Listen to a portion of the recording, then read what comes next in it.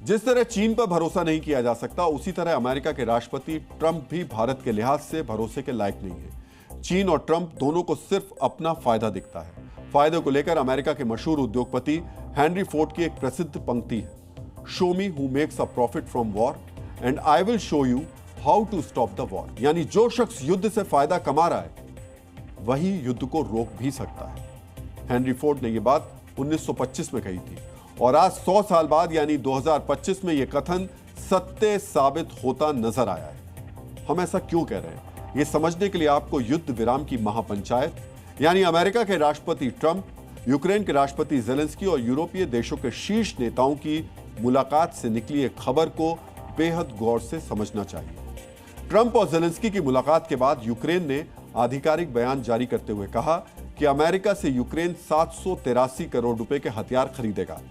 ये हथियार उस सुरक्षा की गारंटी के तहत खरीदे जाएंगे जो अमेरिका ने यूक्रेन को दी है और इन हथियारों की खरीद का पूरा खर्च यूरोपियन यूनियन के तहत किया जाएगा। यानी हथियारों की खरीद का पैसा यूरोपियन यूनियन देगा, बदले में अमेरिका भी यूक्रेन के ड्रोन निर्माण क्षेत्र में सहयोग बढ़ाएगा।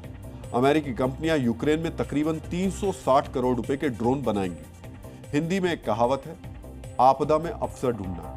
यही ट्रंप ने रूस यूक्रेन युद्ध विराम में किया है। युद्ध विराम के लिए जेलेंस्की और यूरोपीय राष्ट्राध्यक्षों को राजी करके ट्रंप ने पुतिन की दोस्ती कमा ली, तो दूसरी तरफ अमेरिकी हथियारों को बेचने के लिए एक नया बाजार भी ढूंढ लिया। यानी युद्ध रोकने की अपील करने वाले ट्रंप खुद युद्ध से मुनाफा कमा रहे हैं। व्हाइट हाउस में हुई इस महापंचायत के बाद तीसरी महापंचायत का ऐलान भी ट्रंप की तरफ से आया है। आपको याद होगा, पहली महापंचायत अलास्का में ट्रंप और पुतिन की मीटिंग के दौरान हुई। युद्ध विराम पर दूसरी महापंचायत जेलेंस्की और यूरोपीय देशों के साथ की गई और तीसरी महापंचायत को गौर से समझने के लिए आपको सोशल मीडिया पर ट्रंप का एक पोस्ट ध्यान से पढ़ना चाहिए। इस पोस्ट में ट्रंप ने लिखा है, जेलेंस्की से मिलने के बाद मैंने पुतिन से बात की और दोनों नेताओं के बीच मुलाकात के लिए समय और जगह तय करने की तैयारी भी शुरू कर दी। इस मुलाकात के बाद एक त्रिपक्षीय बातचीत होगी जिसमें जेलेंस्की और पुतिन के साथ मैं भी मौजूद रहूंगा। हमारे प्रतिनिधि इस मीटिंग के लिए दोनों पक्षों से बात कर रहे हैं। हमने डीएनए में पहले भी आपको बताया था कि ट्रंप भले ही अमेरिका के राष्ट्रपति बन गए हों, लेकिन उनका रवैया और एजेंडा आज भी एक बिजनेसमैन जैसा ही है। यही हालिया मीटिंग में भी हुआ। ट्रंप ने युद्ध विराम में भी अपना फायदा निकाल लिया और दोस्ताना माहौल की ऐसी तस्वीर पेश की जिससे दुनिया को उनके असली एजेंडे का पता ही न चले। अब हम व्हाइट हाउस की कथित महापंचायत से आई तस्वीरों का एक वीडियो विश्लेषण करने जा रहे हैं जो आपको बेहद गौर से देखना चाहिए। जब यूक्रेन के राष्ट्रपति जेलेंस्की व्हाइट हाउस में आए तो ट्रंप खुद उन्हें रिसीव करने आए और कंधे पर हाथ रखकर उन्हें व्हाइट हाउस के मीटिंग चैम्बर में ले गए, जहां जेलेंस्की से एक बड़ा दिलचस्प सवाल पूछा गया।